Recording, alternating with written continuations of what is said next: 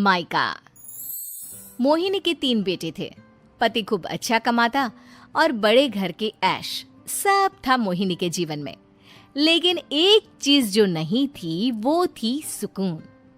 मेरी बहन और मेरा भाई दोनों गरीब, लेकिन मैं मेरे पास तो नोट की बरसात है। तभी मोहिनी की बहन वीना उसके दरवाजे आ जाती है। अरे मोहिनी, कैसी है? मेरे घर में ना सिलेंडर खत्म हो गया है। तेरे पास तो इतने पैसे हैं, भरवा देना मेरा सिलेंडर। पैसे जैसे ही आ जाएंगे मैं दे दूंगी। तभी मोहिनी का पति राकेश आ जाता है। क्या है वीना, ये अपने घर की परेशानी हम लोगों के घर ना गाया करो। तुम्हारी बहन को तुम लोगों पर तरस आ जाता है और वो पैसे देने लग जाती है। मुझे ये बिल्कुल पसंद नहीं है। ओ जीजा जी, नहीं, मैं तो वो बस अच्छा मैं चलती हूँ। वीना वहां से चली जाती है। उसके जाने के बाद अच्छा किया जो आपने सुना दिया। अरे न जाने क्या सोचकर मेरे घर आ जाती है कि जैसे यहाँ तो भंडारा भरा है। अरे कितना तो दे दिया। अच्छा जी, जरा 1000 तो देना। वो बिन्नी दीदी है ना, उनके घर जा रही हूँ। उनका पोता हुआ है तो मुंह दिखाई दे दूंगी। हाँ, उन लोगों के आगे तो शो ऑफ किया करो। वो खुद को बड़ा अमीर शो करते हैं ना। दिखा दे कि तू भी किसी से कम नहीं है। हाँ जी, इसी के लिए तो जा रही हूँ। मोहिनी तैयार होकर अपनी बुआ की बेटी के घर जाती है, जहाँ उसके पोते का कार्यक्रम चल रहा होता है। वहाँ वीना भी आई होती है। अरे वीना, क्या जरूरत थी यहाँ आने की? तेरे घर पर गैस नहीं है तो वो भरा लेती। क्या करूं मोहिनी, बुआ को बुरा लग जाता नहीं जाती तो। वैसे मेरे पास एक जोड़ा बच्चे का कपड़ा रखा था, वही अपनी चांदी के पायल के साथ देने जा रही हूँ। घर पर गैस थी नहीं, सोचा परिवार यहीं खाना खा लेगा, बाकी सुबह का सुबह देखा जाएगा। मोहिनी को बहन पर दया आ जाती है। वो पर्स से 1000 रुपए निकाल कर दे देती है। ले वीना, लेकिन पैसे वापस कर देना, तेरे जीजाजी हिसाब लेते हैं। मोहिनी भी क्या करती, गरीबी में बहन का सहारा ही उसके जीवन जीने का आधार था। फिर एक रोज, सुनिए, भाई के घर बेटी हुई है, मुझे माँ के पास जाना होगा। अरे उस घर में ना कूलर है ना एसी, कैसे रहोगी तुम? हाँ, वही सोच रही हूँ कि अकेली जाऊं, बच्चों को साथ ना ले जाऊं। चले जाओ, लेकिन ये जो तुम अपने गरीब परिवार से मिलने चली जाती हो ना, मुझे बिल्कुल अच्छा नहीं लगता। पता नहीं मैं भी कैसे मैनेज करती हूँ, लेकिन क्या करूँ। मोहिनी भाई भाभी के घर आती है। मोहिनी, कैसे आना हुआ? तू यहाँ हम लोगों के घर रह लेगी या फिर किसी होटल में रहेगी? क्या हो गया है माँ? मोहिनी को क्यों ऐसे बोल रहे हैं आप? अरे तू नहीं जानती अपनी ननद को, पैसे वाली है ना, तो ऐड कुछ ज्यादा ही। बात का बुरा नहीं लगता है, क्योंकि उसे पता ही नहीं चलता कि माँ उसे जली कटी सुना रही है। वो भाभी की बच्ची के साथ लेन देन करती है और वहाँ से चली जाती है। उसके जाने के बाद, माँ, क्यों आप मोहिनी को इतनी सारी बातें सुनाती हो? भाई का बेटा बोल पड़ता है। माँ, क्योंकि दादी जानती है कि बुआ के अंदर घमंड है। सही बोल रहा है मोहन। बहू भले तुझे ना दिखता हो, लेकिन मुझे और मोहन को दिखता है कि वो कितनी घमंडी है। मोहिनी मायके आती है, जहाँ गरीबी के कारण चीजें कम होती हैं।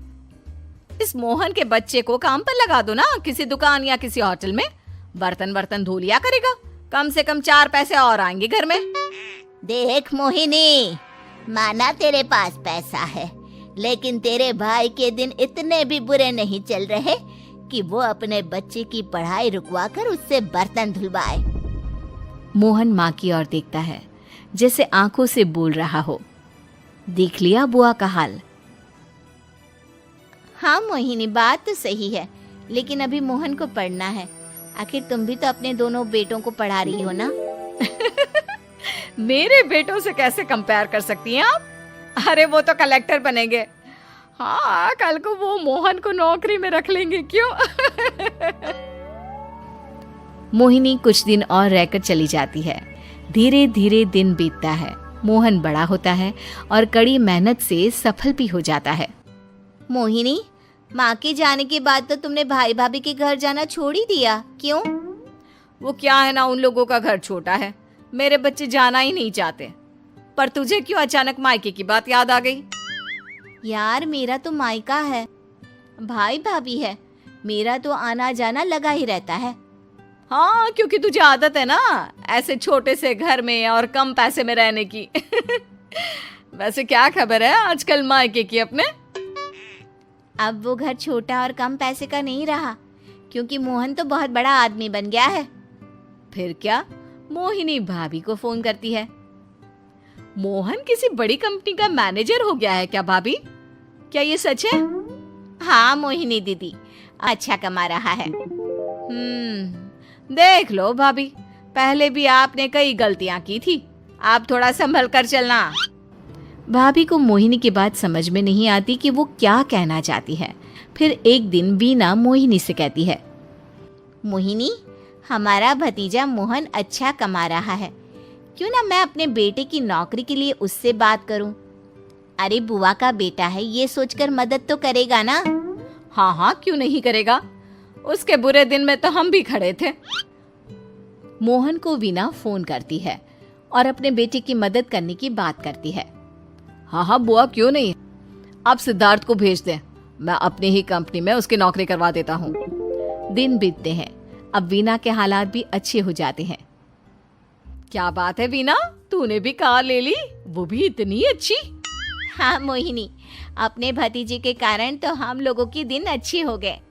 उसने सिद्धार्थ की नौकरी लगवा दी है, वो भी शानदार। ठीक है, लेकिन पैसे ख्याल से खर्च करना। वो क्या है ना, पैसे आने आसान है लेकिन संभालने मुश्किल। मोहिनी घर पर अपने पति से बात करती है। देखो ना, सबके पास पैसे हैं, एक वक्त था जब मैं ही अमीर हुआ करती थी।